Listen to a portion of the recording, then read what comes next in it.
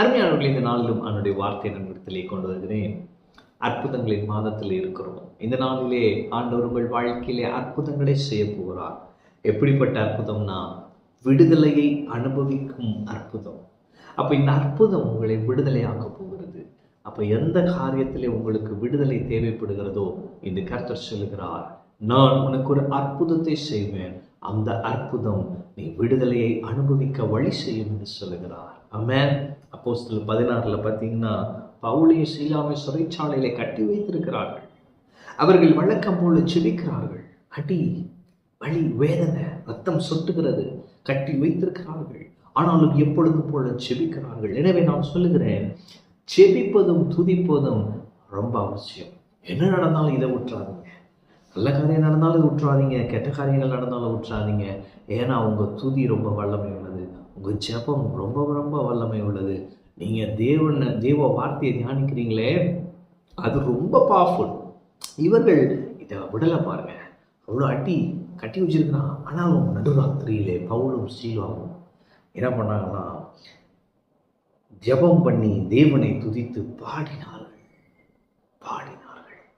எனவே நான் சொல்கிறேன், உங்கள் வாழ்க்கையில் ஒருவேளை இந்த நைட் சீசனை கடந்துட்டு இருக்கிறீங்களா?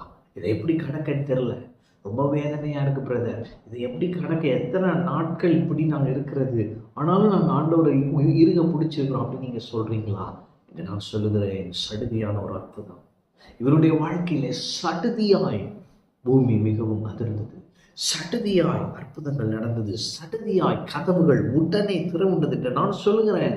கதவுகள் உங்களுக்காக உடனே திறக்கப்படும்.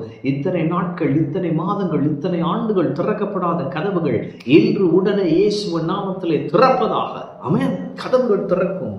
எல்லோருடைய கட்டுகளும் கலண்டு போனது, கதவுகள் திறந்தது, கட்டுகள் அவிழ்ந்தது. இந்த நாளிலே உங்கள் வாழ்க்கையில் இப்படிப்பட்ட அற்புதம் நடக்க போகிறது. நீங்கள் விடுதலையை அனுபவிக்கும் அற்புதத்தை கர்த்தர் உங்கள் வாழ்க்கையிலே செய்ய போகிறார். இதை பாருங்க, அவங்க உடனே வெளியெல்லாம் போல, அடுத்த நாள் அவங்களை ரகசியமாக எடுத்து அனுப்புகிறாங்க கூப்பிட்டு. எனவே நான் உங்களை பார்த்து சொல்லுகிறேன், இந்த நாளிலே கர்த்தர் உங்கள் வாழ்க்கையில் ஒரு அற்புதத்தை செய்ய போகிறார். அது எப்படிப்பட்ட அற்புதம்? விடுதலையை அனுபவிக்க வைக்கும் அற்புதம். எந்தெந்த காரியங்களில் உங்களுக்கு ஒரு விடுதலை வேண்டுமோ, இந்த நாளிலே தேவன் அற்புதத்தை செய்து உங்களை அந்தந்த காரியங்களிலிருந்து விடுதலையாக்குவார். நீங்கள் விடுதலையை அனுபவிப்பீர்கள். விடுதலையை அனுபவிக்க செய்யும் அற்புதத்தை இந்த கர்த்தர் உங்கள் வாழ்க்கையில் செய்வார். நீங்கள் ஆச்சரியப்படுவீர்கள், சாட்சிகளாக இருப்பீர்கள். ஆமென். கர்த்தர் உங்களோடு இருக்கிறார். கர்த்தர் ஆசீர்வதிப்பார்.